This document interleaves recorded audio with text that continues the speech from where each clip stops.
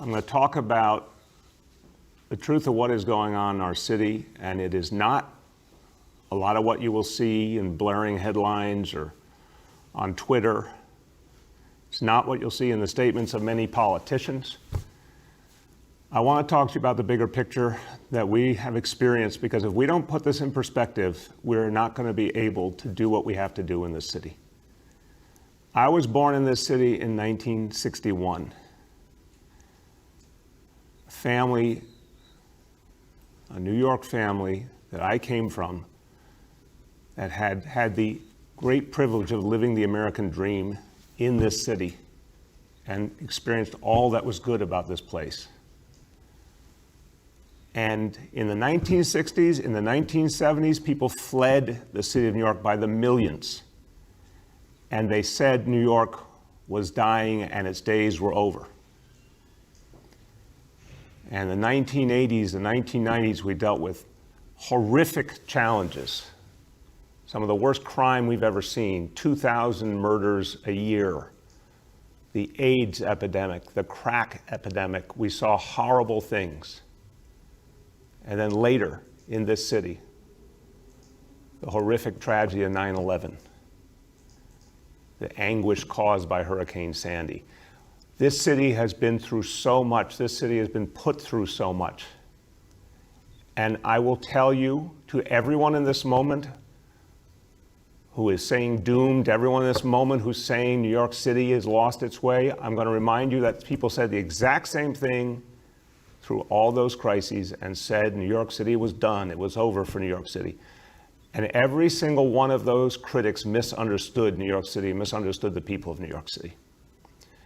People in New York City are strong and resilient. The people of New York City are good and decent people. People of New York City stand up no matter what's thrown at them. I spent time in the South Bronx in the 1980s, a place that was devastated at that time. And what I saw was a lot of New Yorkers who said, we're not going to give in to this, we're not going to be overwhelmed, we're going to stand up for our neighborhood, stand up for our city, and they did. A lot of them still live in the South Bronx in a very, very different reality. A lot of them worked very hard to bring back the South Bronx and make it something so much stronger and better today. And that's true in neighborhoods all over this city. So we're going to have a conversation today. A lot of people are going to say things that are really unhelpful, that are not about the interests of New Yorkers. A lot of people are going to try and divide us, turn one type of New Yorker against another type of New Yorker. I won't stand for that. I don't care if a New Yorker is a civilian walking down the street or an officer in uniform. We are all New Yorkers. I don't care which borough you live in, what your walk of life is. I don't care about the efforts to tell us we can't be one thing. I know we can be one thing. You know, yesterday we had a lot of trouble in some parts of the city. We're going to speak frankly about that today. We don't accept that. We're going to fight that. We're going to fix that. There were a lot of other parts of the city where everyday New Yorkers, hardworking, decent people in the middle of a pandemic were going about their lives, trying together to overcome. And that is the history of our city. So you'll see one thing a lot of the time, but that's not the whole story. The whole story is much greater. We saw stuff last night that we will not accept. And we can fight back, and we will fight back. I have confidence in the people of New York City. I have confidence in the leaders in communities. I have confidence in NYPD. There's a lot of people who will try and express fear. A lot of people try and tear down. A lot of people say they don't believe in the people of the city. They don't believe in people in our communities. They don't believe in our police officers. To hell with all of them. I don't care if they're left or right or center. I am sick of people attacking the city of New York. So let's be clear, we are going to move forward. Why do I know it? Because I've seen it so many times before with my own eyes. Don't tell me what we can't do. We will show you what we can do. Don't disrespect the people of New York City. I was in the Bronx last night. I said, I've seen the Bronx in its toughest moments, and I know the extraordinary strength and goodness of the people of the Bronx. What we saw took place over hours does not represent the people of the Bronx. The people of the Bronx will not accept it. When a criminal few try to tear down the progress that people fought for years and decades. We saw vicious attacks on police officers. That is wholly unacceptable. It does not represent the people of this city. Anyone who attacks a police officer attacks all of us. I want to be abundantly clear about that. And again, to all of you who are now going to try and create falsehoods, I know the people of this city a lot better than you, I assure you. I was sent here by the people of this city to bring us forward, to create unity, to not let you divide us. And I know the people of the city want our police to succeed and they want to work with our police. By the way, more and more our police force is made up of residents of this city, a police force that now is majority people of color. Police force that has been working incessantly to have a better, different relationship with our communities. And the vast majority of New Yorkers know it. And they want peace and they want a positive, productive relationship between community and the NYPD. I've seen it with my own eyes. I've been in our neighborhoods for decades. A lot of you haven't, but I have. And I know people want peace. And I know they want a constructive relationship with the police. And I know they want change. And here's what's so painful about yesterday. Day and night. In the day, there were peaceful protests. There were moments of tension. There were some individuals who did the wrong thing, but overwhelmingly peaceful protest. Protesters respecting the ground rules set by police, police doing exactly what they are so good at in this city, protecting peaceful protest. In fact, a very poignant moment in Washington Square Park yesterday, tense moment between some of the police and some of the protesters. Who diffused it? Our Chief of Department, Terry Monahan, our highest ranking uniformed officer, in dialogue with protest leaders. And they said, will you take a knee to show you understand what we're saying and you respect what we're saying? And he did. Now that image will get some attention. I know other images will get so much more. But that's the image we should focus on. Because when the highest ranking uniformed officer in the greatest police force in America can take a knee with protesters to say, we can work this through together, that is the actual story. That is the lasting story. Not when a small group of criminals attacks their own neighborhood in the Bronx, tears down their own people, which their own people will not accept. Or people come to a swath of Midtown Manhattan to attack luxury stores. That does not represent the values of New York City. We won't accept that. It doesn't speak for us, and therefore we will stop it. So, look, I know we will overcome this. I want to be abundantly clear. I know it. I know my history. I know my people. We will overcome this. We're going to have a tough few days. We're going to beat it back. How are we going to beat it back? We're going to beat it back by asking authentic leaders of communities to step forward, take charge. Community leaders, civic leaders, clergy, elected officials, cure violence, all the people who actually represent communities. Step forward, create peace. Own your community. Do not let outsiders attack your community. Do not let a violent few attack your community. Do not let criminals attack your community. Stand up. I'll be standing by you. I'll be supporting you. The NYPD will be supporting you. And we hear the concerns of the peaceful, legitimate protesters who want to see change in the relationship between police and community, who want to see reform, and we will make that change.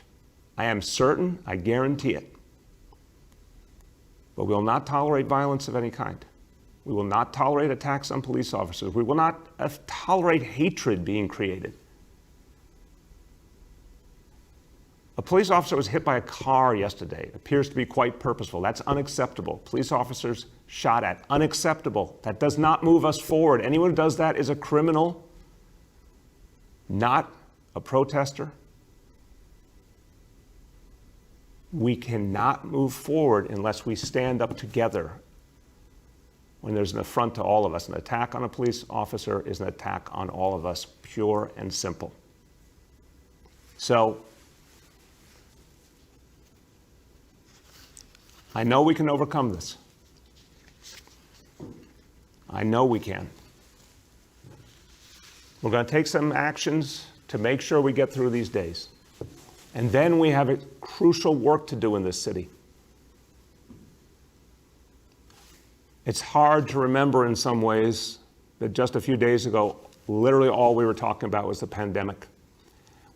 We have a lot to do on criminal justice reform. We have a lot to do on healing wounds. We have a lot to do on ensuring there will be peace and order in this city. But guess what? The pandemic is still there, and we must address that. And we need to reopen this city. And we are moving forward on Monday, June 8th, and we've got a lot to do to get ready. And we got to get back to that discussion too. So, we will take steps immediately to ensure that there will be peace and order today and tonight and all week in New York City. I am extending the curfew, which I announced would be beginning again at 8 p.m. tonight, going till 5 a.m. Wednesday morning. We're going to continue that curfew for the remainder of this week. 8 p.m. each evening till 5 a.m. the next morning. We're going to ensure there are additional NYPD resources where they are needed. We're going to work actively and strategically to stop any disorder. But again, community leaders need to be a part of this effort. I saw powerful statements yesterday from the borough president of the Bronx, Ruben Diaz Jr. I thank him. I had a long conversation late last night with Councilmember Fernando Cabrera in his district. And the pain he felt that people in his own community, a few negative people, were undermining the progress his community had made for decades. It was palpable and emotional how angry he was. And I say thank you, Councilman, and you, and every other New Yorker who will not tolerate this violence and disorder. Step forward. Reclaim your own streets and communities. I want to hear that cacophony. I want to hear everyone speak up. If you believe in the cause of the peaceful protesters, I say amen, and we will work together to achieve those changes. But if you will not tolerate violence and disorder, speak up. And our officers are showing, and I showed you the images yesterday, officers all over New York City, the most senior leadership of this police force, working with protesters peacefully to find common ground, taking a knee to show respect. NYPD leadership and NYPD officers every single day are trying to make things better. Is everyone perfect? No, there are some people who should not be in the police force. I've said that before, and we will do that work.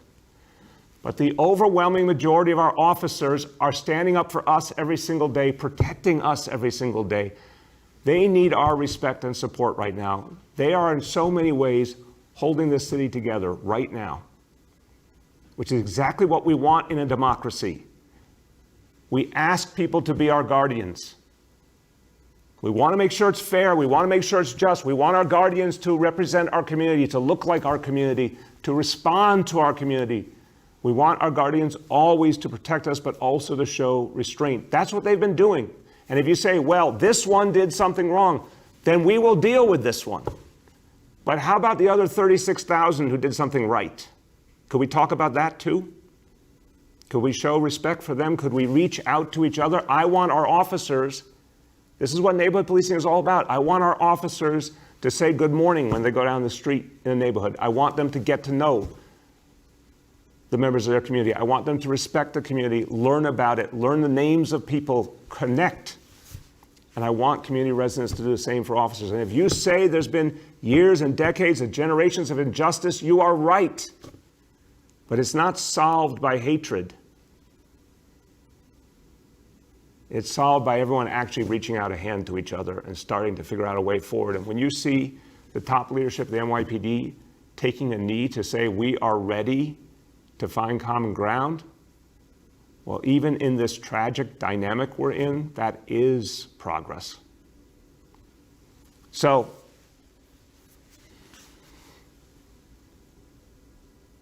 we will find a way through. We will find a way through. Anyone who is upset about the status quo, you know I join you. I hope you know I join you. This is why I came here, to change a broken status quo. We have a lot more to do. If you choose to protest today, do it in the daytime hours, and then please go home, because we have work to do this evening to keep a peaceful city. And I would remind everyone, there's been a lot of protests. The message has been heard loud and clear. Action will be taken. But I'm very worried also that protest is leading to the potential of the spread of the coronavirus. And that is not a minor matter at this point. 1 day, 2 days, that's one thing. As it's continued, that danger is increasing. I'm asking everyone to think about that personally, about yourself, your family, the people in your life, your elders in your family, continuing to be out, interacting, particularly if people are not keeping distance, particularly if they're not wearing face coverings. You're endangering yourself and your family. Please think about that now. If everyone thinks about that, everyone stays home to the maximum, if everyone honors this curfew, we're going to get through this. And some won't, I know, and we'll deal with that. But I have faith in this city. I have faith in our ability to move forward. I finally want to say, we do need to get on with the work of moving forward. This anger and frustration is the legitimate anger and frustration, not the criminal activities, not those who aim to do violence for violence sake. The overwhelming majority of people who are expressing their frustration with a broken status quo, that is being exacerbated by the unfairness and the inequities we saw throughout the coronavirus crisis. And the fact that people have been cooped up. And I talked to a lot of folks in central Brooklyn on Sunday about their lives, on the street, on the ground, in neighborhoods in central Brooklyn. And what people said was, they're running out of money. They don't have a job because of this crisis. They're not getting support from the federal government. They're frustrated, they're worried about their health, they're worried about their children's health. People talked about their lives. And there's such pain and frustration, and people have been cooped up for months. This is a horrible, perfect storm we're living through. But we are better than some of what you see. We are better than this crisis. We will overcome this crisis. We are stronger than the coronavirus. We are stronger than the horrible legacy of division and racism we've been handed by previous generations. We have to overcome. We have to be the greatest generation now. We have to do something harder in many ways than those we look up to in the past, but that's what we are called to do in our time. So we will go to phase 1 on Monday, June 8th, and begin to reopen this city. We will work together to make that happen, to make that work. We're going to work with the state to make that work. We're going to work with the MTA to make that work. We're going to continue to expand the testing. We're going to continue to expand the test and trace effort. We're going to fight back the disease. And you know what? Before last week, we were all fighting shoulder to shoulder across all neighborhoods, 8.6 million people together. If we're going to move forward, and I know we will, we got to get back to being 8.6 million people fighting shoulder to shoulder, common cause to protect each other. That's what we must do. So that's what I wanted to say. Commissioner, I don't know if you would like to say something, you'd like to go straight to questions. You tell me. I'll just say a few brief words. Two primary messages this morning. First and foremost, to the men and women in the New York City Police Department that are mustering up right now, that are processing arrests from last night. The last count I got was nearly 700 for looting and other offenses and attacks on officers. To the officers that are getting home and trying to catch a couple hours sleep, I am aware of every single attack of you. I am aware of what you've done, not just last night, not just the last 5 days during this incredibly difficult, escalating time, but every day. And my message is one, first and foremost, thank you. Thank you for what you do each and every day. The second message is to the people in New York City. Whether you are a mom trying to raise a family, whether you're a store owner in Manhattan who was victimized by senseless looting, whether you're a member of the clergy, from Brooklyn to Staten Island, from Inwood in Manhattan, and everywhere in between. The New York City Police Department will be there to protect you and make sure that criminals do not run New York City. We will control this, we have this, and you can have faith in that. To everyone else listening, we are aware that this is a larger story than just New York. When you talk about the protesters and the steps that the mayor has taken, and it's important to reemphasize that. We encourage people to come out today, peacefully protest. We hear you, we understand the concerns, and we'll get through this together. But we also know that we cannot allow what has happened. So just reminding everyone, we would love to get through today. We've seen good and bad over the last couple days without a single arrest being made. There will be the curfew in place at 8 p.m. tonight. Everyone should be off the street by 8 p.m. We understand again that this is not New York City based. It's a much larger story. It extends literally across the country to major cities. We saw disturbances throughout New York State yesterday, from Buffalo to Albany to the suburbs, and certainly here in New York City. And finally, I think I've said to everyone else listening, to the police officers that are holding this city together, they need your support. They need tools to do their job. And I've said that over the course of months. And they need leaders to step up. And we need more of that. Whether it's a community leader, whether it's a member of the religious institution, I've gotten countless contacts over the last couple days. And I thank you for all of them. Whether it's just people voicing concern. We need people to stand. We need them to stand together, to stand with your police and condemn these senseless acts of violence. Thank you. Thank you, Commissioner. Let's go to questions. Please let us know name and outlet of each journalist. Sean from the Daily News is up first. Sean. Good morning, everyone. I wanted to ask about the events last night, and other reporters and I saw firsthand just widespread looting, in some cases seeming to happen with impunity. I mean, I was outside of a store at Union Square and saw people coming and going, grabbing stuff, no one stopping them. I know that their arrests occurred later in the evening, but can you say how it came to pass that some looters apparently were able to steal with impunity, and what were the instructions at the time? Secondly, are there any additional law enforcement or other tools that you'll deploy if the looting continues the rest of the week? Thank you.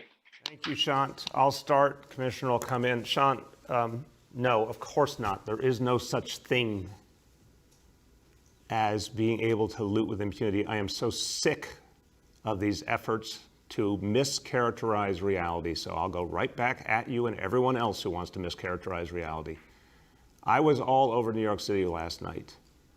I saw police officers trying to deal with a very difficult situation. We have not seen a situation like this. And it's literally because of very particular dynamics that have come together. Remember, even in the days after the protests began, we didn't see this.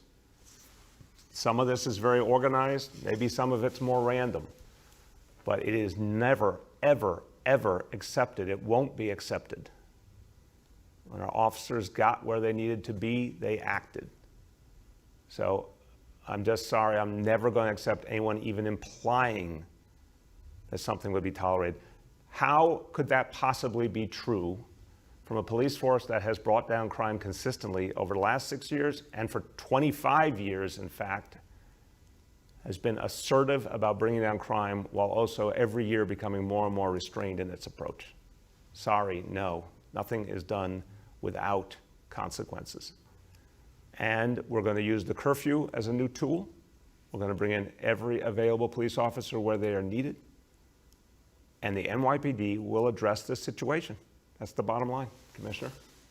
I would just point out that there was looting throughout New York City. It was concentrated in certain areas. There was a number of officers deployed. As I said, there was nearly 700 arrests, and that number will go up as tallies are coming in. There was also additional people that were brought in and released on summonses throughout New York.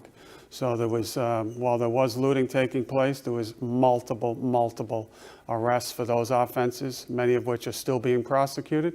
As I've said yesterday, if you're looking at the New York City Police Department and talking about crime and criminal justice and not talking about other parts of the system, from the legislators that need to arm the police with tools, from the prosecutors that need to stand up and say it won't be tolerated, you're missing the picture.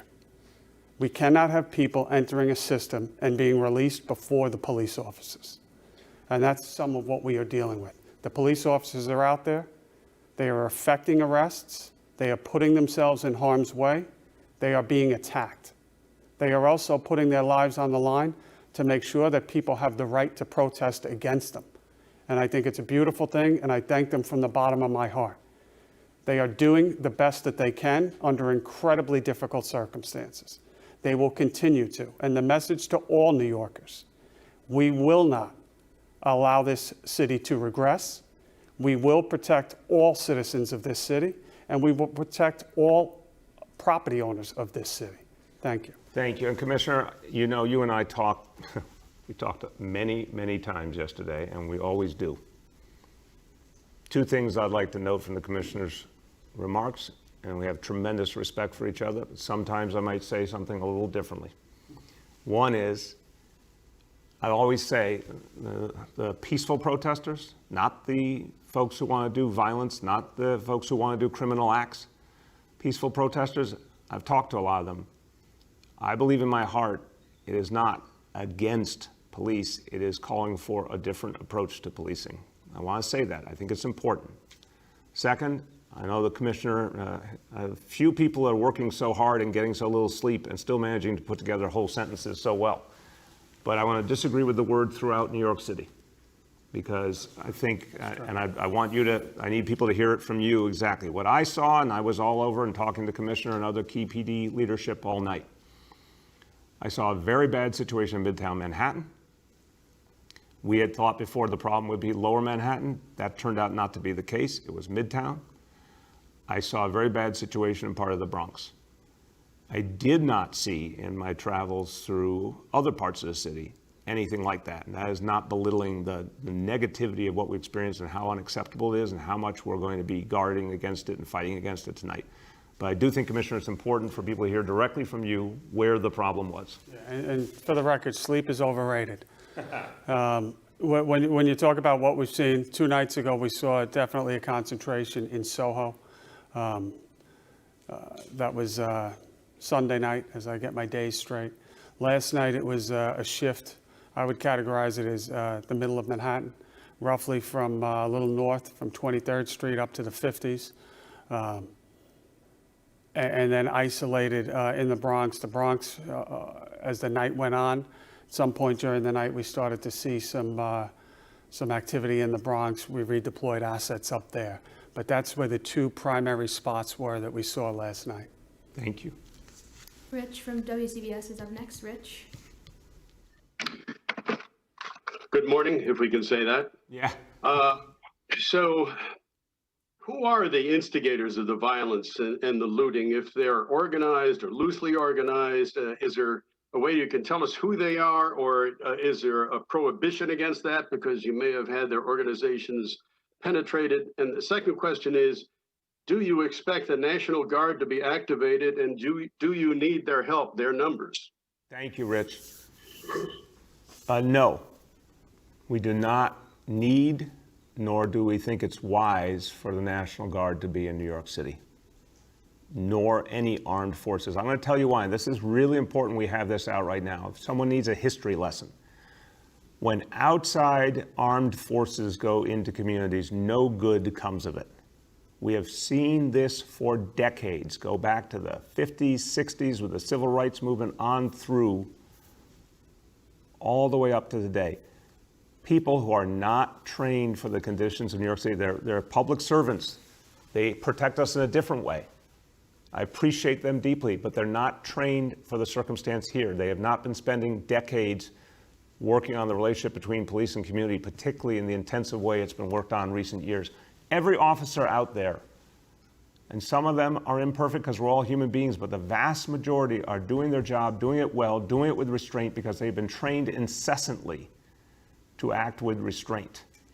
A National Guard, a member of the Guard called up from any part of this state, doesn't have that particular training, doesn't know our environment, but is carrying a loaded weapon. That is a bad scenario. So far, thank God we have not had a loss of life in these last 5 days. But you bring outside armed forces into an equation that they are not trained for, people who could be very, very unnerved by the dynamics that our police officers have learned to work with and deal with, that is a dangerous scenario. So I want to just put down the marker. The National Guard should not be brought here. We have 36,000 police officers. They are the best equipped to deal with this situation. And you know what will help them deal with the situation? Not the National Guard. The people of New York City are much more powerful than anything the National Guard could do. The true, authentic leaders of communities, members of the clergy, come out now. I'm calling you out. Civic leaders, block associations, come out now and stand up for peace, stand up against anyone who would do looting, stand up against anyone who would attack a police officer. I know our communities. I know how many good people there are. I know how many stakeholders there are who will not accept this violence. But they now need to come to the fore. I've said about the Cure Violence movement, crucial piece of the equation. Come to the fore. Stand up. Come to the fore. Do not let looters, and there are not that many in the scheme of a city of 8 million people. Do not let criminals, do not let gang members, do not let anarchists get to call the shots. It's your community, you call the shots. So, Rich, I've given you my answer on the National Guard. In terms of who's instigating, we see a pattern all over the country. There is a group of people, in some cases from outside the city, in some cases inside, but we're seeing the same pattern in a number of cities, a mix of people in that city and outside. To some extent organized, to some extent trained or sharing protocols, negative, violent protocols for how to create mayhem, how to create chaos, how to get it on video, how to attack police officers. We're seeing such a clear pattern. Anyone who doesn't see that isn't looking very hard. So yeah, there is a pattern. I'm not saying about you, Rich. I'm just saying in general. Anyone wants to deny a pattern we're seeing over and over and over again, give me a break. You're not trying if you can't see it. We're providing as much evidence as we can. I know Deputy Commissioner Miller did a briefing. I've asked him to keep doing briefings with the press. Every day he's got new information to try and show you the pattern. Obviously, what we can show, there may be some things we can't. It's clear there is an organized piece to this. Now, that's not the only thing going on, because last night in the Bronx, I think there were gang members. I don't know if they were organized by anyone but their own gang to do harm to their neighborhood. We see people, just common criminals. Yes, that exists in our society. Some people are just career criminals. We saw some of them out looting in Midtown. They are a small in number, but they made an impact, and we will not allow it. So there is a pattern. Our job, Rich, is to show you all the information we can show you to help people understand that pattern. But I'd say to anyone, if you see someone attempting to loot, you need to immediately get away from that and alert the police. If you see anybody in a protest trying to instigate violence, you need to report that person immediately and separate from that person. Rich, one more thing. We have been seeing that all over New York City, too. We have been seeing members of protests throwing violent people out of their protests. In fact, again, it will not be reported. I challenge any of you to report this. I'll be very interested to see if even a single one of you will take me up on it. There were peaceful protesters who rejected the violent elements and forced them out of protests. There were Cure Violence members who told folks who wanted to foment violence to get out of protests. There were elected officials and clergy who said to people, if you're going to protest in our community, it must be peaceful. If you attempt any violence, we will reject you. That is what was happening more and more on Sunday and Monday. That ultimately is the big story here. Community people taking back their own city. Joe from Politico's up next. Joe. Hi, Mr. Mayor. Hey, Joe, how you doing? Not too bad. I had two questions for you. You said earlier that the protesters have been heard, and there are reforms underway.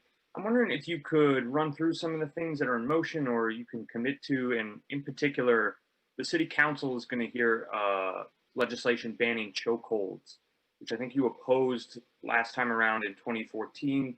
And so, in particular, I'm curious if your position has changed at all. And secondly, I'm curious if you said before that curfews can have downsides, and I think you were hesitant before we had our first one to impose it. So I'm curious if you can talk about why you think 8 p.m. Is realistic for people that, even peaceful protests that have been out much longer than that. And I think people are nervous it's going to serve as an excuse for further crackdowns. Thank you. Joe, I appreciate the questions. Let me start with, I'll talk about the chokehold bill quickly and then go to curfew. First, you said, what are the reforms? In addition to the end of the broken unconstitutional policy of stop and frisk, settling the Central Park 5 case, retraining the entire police force and now doing it constantly in de-escalation, reducing the number of gun discharges deeply, diversifying the police force, adding body cameras to every police officer, ending marijuana arrests. I could go on for a while, but I think you're getting the point, Joe. In addition to that, we are going to improve and speed the process, the legal, appropriate, due process rights-based approach to police discipline. It must go faster, and we will ensure it goes faster. We will do a better job of addressing police officers who don't seem to fit in a precinct or be able to work with communities. We will do a better job of removing those few, and they are few, who do not belong in our police force. We have a tremendous opportunity to pass the repeal of the 50A law in Albany. We are staring in the face a historic moment here to once and for all get rid of a law that has held back transparency and undermined the relationship between police and community. But we must add a new law that protects the identities and the personal information of police officers in a way that might endanger them. I do not want any police officer's home address made public. Remember, our police officers are asked to arrest people who mean harm to us. There's some bad people out there who therefore mean harm to our officers. We cannot in any way endanger our officers, but you can strike a balance and have disciplinary information out in a transparent fashion without in any way undermining our officers. We need to do that. The chokehold situation, this has been, I think, profoundly misunderstood from the beginning. This city for decades has had a prohibition on chokeholds. The horrible tragedy of Eric Garner, that day, the day that occurred, the day he was killed, Bill Bratton, 24 hours later, right here in this room, had a picture up of that incident, and the police commissioner of New York City, one of the most renowned police leaders of our time, said, that looks like a chokehold to me, and therefore made clear that's not acceptable. So the fact is, it's been banned in New York City by the rules of our police department for decades. the idea of codifying that, I could very much support, so long as there is recognition that sometimes a police officer is in a life and death struggle as part of their work, and I do not want to see any officer harmed legally if they were simply trying to protect their own life. That's very different than what we're talking about in other situations that people are rightfully upset about, where chokeholds were applied inappropriately. In those instances, consequences are absolutely appropriate for any police officer who does the wrong thing, like the officers involved in the killing of George Floyd, all of whom should pay the price for what they did. So I'm going to work with the city council. I'm confident we can strike the right balance and get to a bill that makes sense.